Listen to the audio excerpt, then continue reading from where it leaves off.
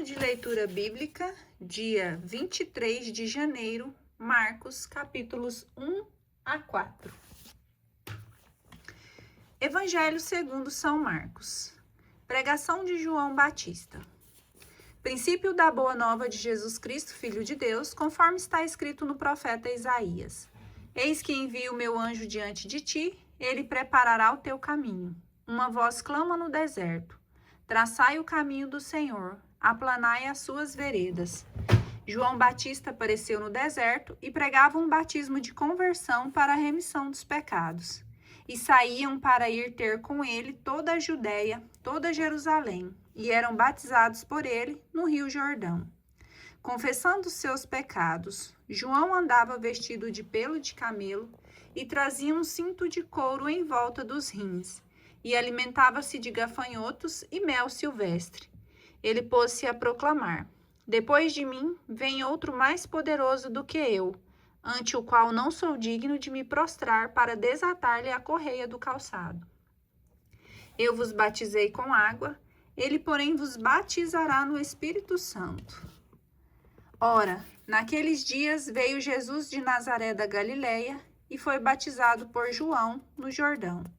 No momento em que Jesus saía da água, João viu os céus abertos, a descer o Espírito em forma de pomba sobre ele, e ouviu-se dos céus uma voz: Tu és meu filho muito amado, em ti ponho minha afeição. Provação de Jesus. E logo o Espírito o impeliu para o deserto.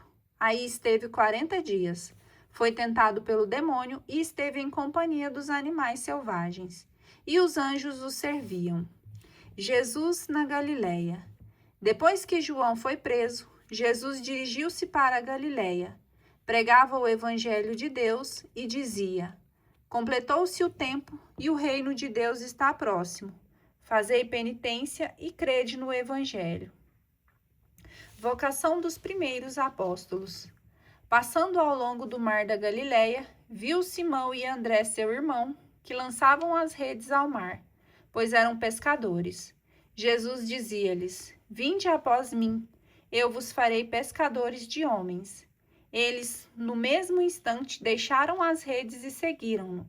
Uns poucos passos mais adiante, viu Tiago, filho de Zebedeu, e João, seu irmão, que estavam numa barca consertando as redes, e chamou-os logo. Eles deixaram na barca seu pai Zebedeu com os empregados e o seguiram. Pregação e exorcismo em Cafarnaum. Dirigiram-se para Cafarnaum, e já no dia de sábado Jesus entrou na sinagoga e pôs-se a ensinar. Maravilharam-se da sua doutrina, porque os ensinava como quem tem autoridade, e não como os escribas. Ora, na sinagoga deles achava-se um homem possesso de um espírito imundo, que gritou: que tens tu conosco, Jesus de Nazaré? Viestes perder-nos? Sei quem és, o Santo de Deus. Mas Jesus intimou-o, dizendo: cala-te, sai deste homem. O espírito imundo agitou-o violentamente e, dando um grande grito, saiu. Ficaram todos tão admirados que perguntavam uns aos outros: que é isto? Eis um ensinamento novo e feito com autoridade. Além disso, ele manda até nos espíritos imundos e lhe obedecem. A sua fama divulgou-se logo por todos os arredores da Galileia. Curas e oração de Jesus. Assim que saíram da sinagoga, dirigiram-se com Tiago e João à casa de Simão e André. A sogra de Simão e André estava de cama com febre, e sem tardar falaram-lhe a respeito dela. Aproximando-se ele, tomou-a pela mão e levantou-a imediatamente. A febre deixou-a e ela pôs-se a servi-los. À tarde, depois do pôr do sol, levaram-lhe todos os enfermos e possessos do demônio. Toda a cidade estava reunida diante da porta. Ele curou muitos que estavam oprimidos de diversas doenças e expulsou muitos demônios. Não lhes permitia falar, porque o conheciam. De manhã, tendo-se levantado, muito antes do amanhecer, ele saiu e foi para um lugar deserto, e ali se pôs em oração. Simão e os seus companheiros saíram a procurá-lo. Encontraram-no e disseram-lhe: Todos te procuram. E ele respondeu-lhes: Vamos às aldeias vizinhas, para que eu pregue também lá, pois para isso é que vim. Ele retirou-se dali e, pregando em todas as sinagogas e por toda a Galiléia e expulsando os demônios. Cura de um leproso.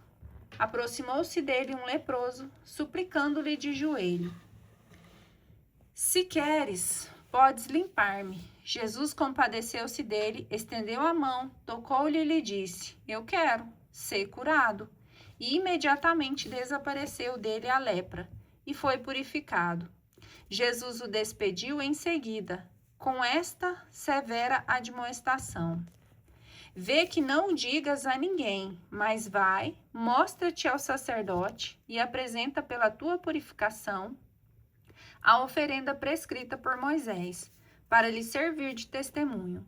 Este homem, porém, logo que se foi, começou a propagar e divulgar o acontecido, de modo que Jesus não podia entrar publicamente em uma cidade. Conservava-se fora, nos lugares despovoados, e de toda parte vinham ter com ele. O paralítico.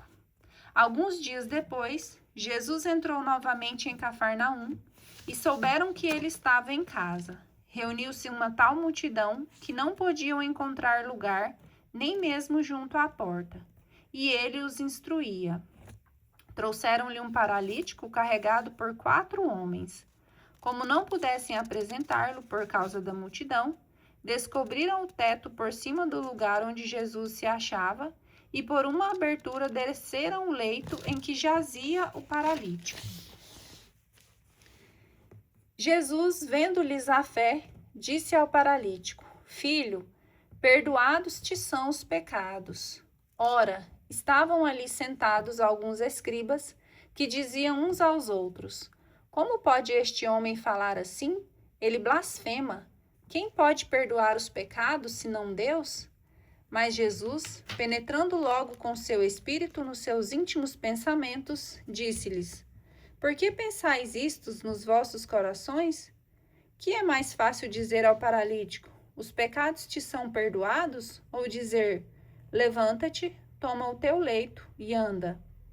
Ora, para que conheçais o poder concedido ao Filho do Homem sobre a terra, disse ao paralítico: Eu te ordeno, levanta-te, toma o teu leito e vai para casa. No mesmo instante, ele se levantou e, tomando o leito, foi-se embora à vista de todos.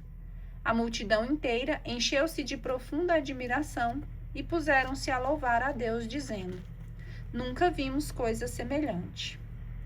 Vocação de Levi. Jesus saiu de novo para perto do mar, e toda a multidão foi ter com ele, e ele os ensinava. Quando ia passando, viu Levi, filho de Alfeu, sentado no posto de arrecadação, e disse-lhe: Segue-me. E Levi, levantando-se, seguiu-o. Em seguida, pôs-se à mesa na sua casa, e muitos cobradores de impostos e pecadores tomaram lugar com eles e seus discípulos.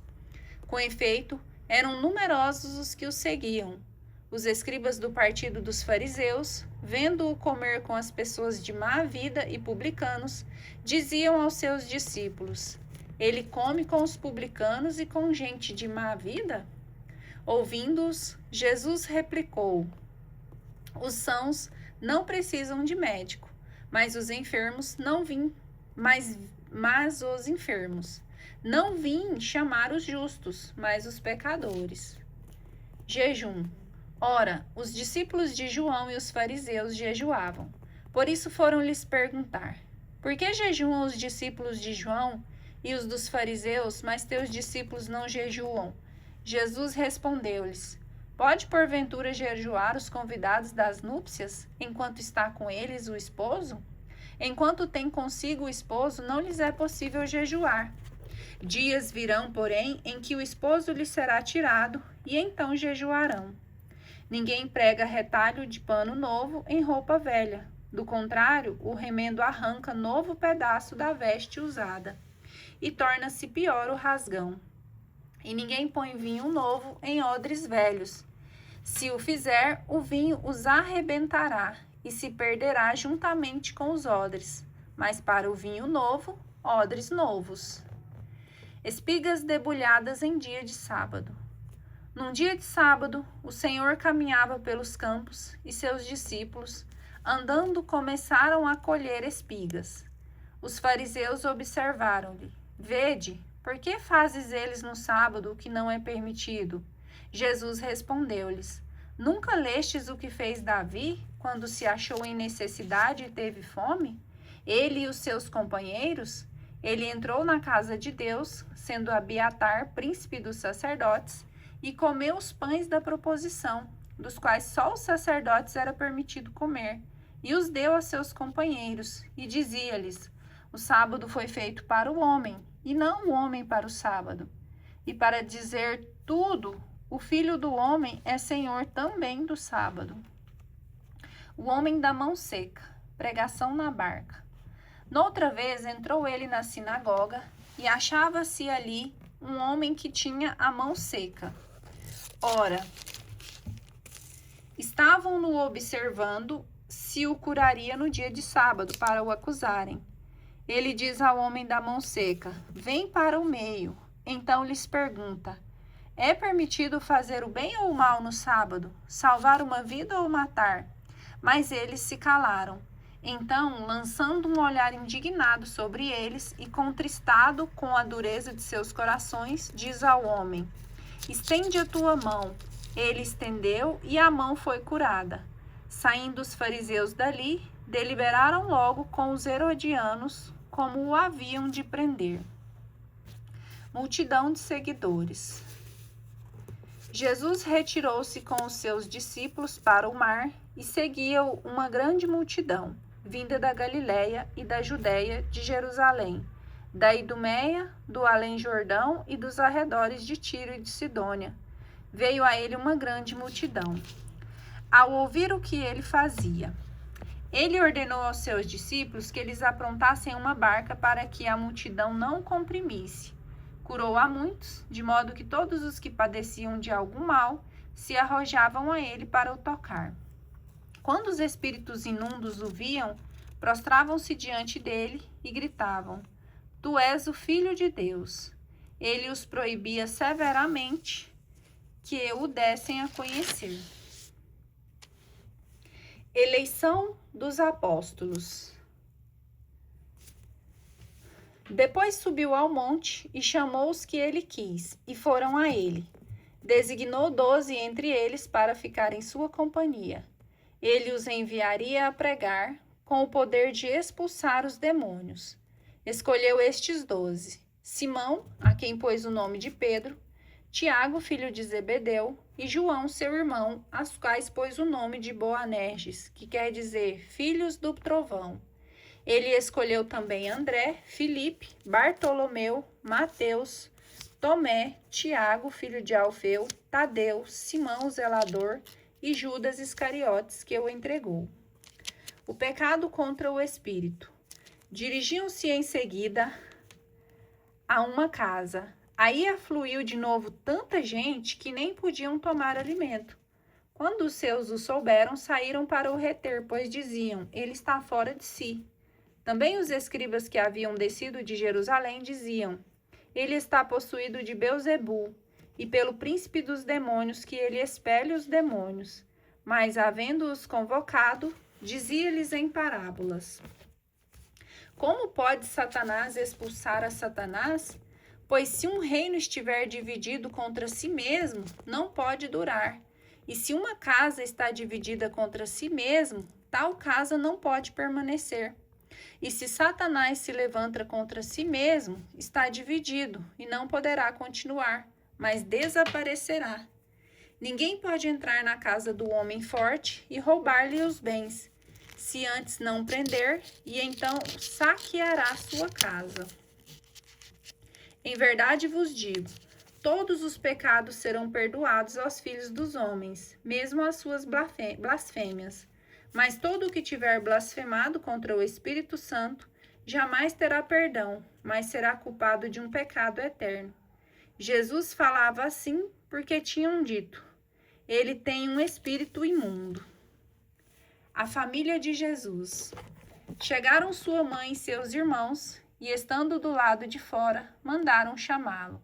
Ora, a multidão estava sentada ao redor dele, e disseram-lhe: Tua mãe e teus irmãos estão aí fora e te procuram. Ele respondeu-lhes: Quem é minha mãe e quem são meus irmãos? E correndo o olhar sobre a multidão que estava sentada ao redor dele, disse: Eis aqui minha mãe e meus irmãos. Aquele que faz a vontade de Deus, esse é meu irmão, minha mãe e minha irmã e minha mãe. Parábola do reino. O semeador. Jesus pôs-se novamente a ensinar à beira do mar, e aglomerou-se junto dele tão grande multidão que ele teve de entrar numa barca no mar, e toda a multidão ficou em terra na praia.